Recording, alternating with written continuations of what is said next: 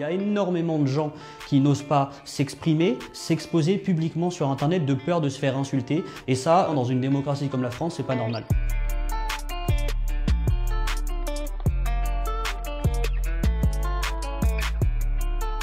Le cyberharcèlement, c'est des contenus haineux répétés envers une personne en particulier.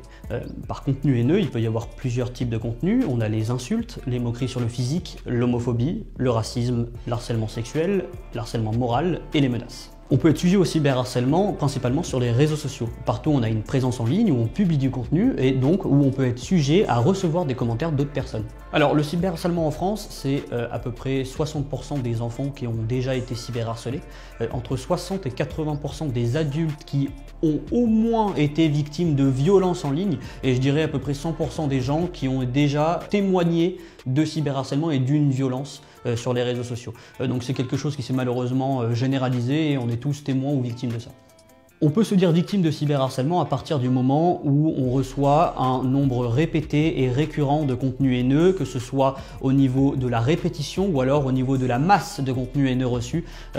Là, on peut dire qu'on est victime de cyberharcèlement. Le cyberharcèlement, c'est 60 suicides par an. Le cyberharcèlement, c'est également des dégâts moraux qui sont irréversibles. On peut manquer de confiance en soi pendant les 30 ans à venir, on peut entrer en dépression. Et le cyberharcèlement, c'est aussi une chose qui n'est pas forcément visible et dont on ne parle pas beaucoup à mon sens, c'est l'autocensure. Pourquoi? Parce que le cyberharcèlement et les contenus haineux destinés à une personne entraînent l'autocensure. Alors chez Bodyguard, on a développé une technologie qui protège les individus et les entreprises des contenus haineux. On a pris cette technologie, on l'a mise dans une application mobile gratuite qui s'appelle Bodyguard, qui est disponible donc sur Android et sur iPhone, qui vous protège en temps réel du cyberharcèlement et des contenus haineux sur vos réseaux sociaux.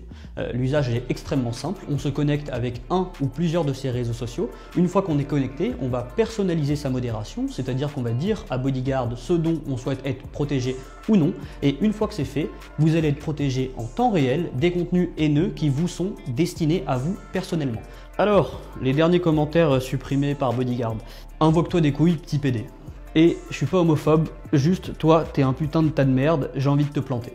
Va t'acheter un cachou et mets-le à la place de ton cervelet de mouton, ça marchera toujours mieux. Très prochainement, nous allons ouvrir notre technologie aux entreprises pour qu'elles puissent intégrer un Bodyguard directement dans leur plateforme et protéger leurs utilisateurs, leur image, des contenus haineux et du cyberharcèlement. Actuellement, on protège à peu près 50 000 utilisateurs avec l'application Bodyguard et c'est extrêmement varié. Ça va du ministre aux députés, aux journalistes, aux sportifs, aux très gros youtubeurs, aux tout petits youtubeurs, aux influenceurs. C'est extrêmement varié. On protège vraiment tout le monde sans aucune distinction et on en est très fiers. Si vous êtes exposé à des violences et à la haine en ligne, le premier des réflexes à avoir, c'est d'en parler autour de vous. Dans un second temps, si c'est un des réseaux sociaux où Bodyguard est compatible, c'est de télécharger Bodyguard.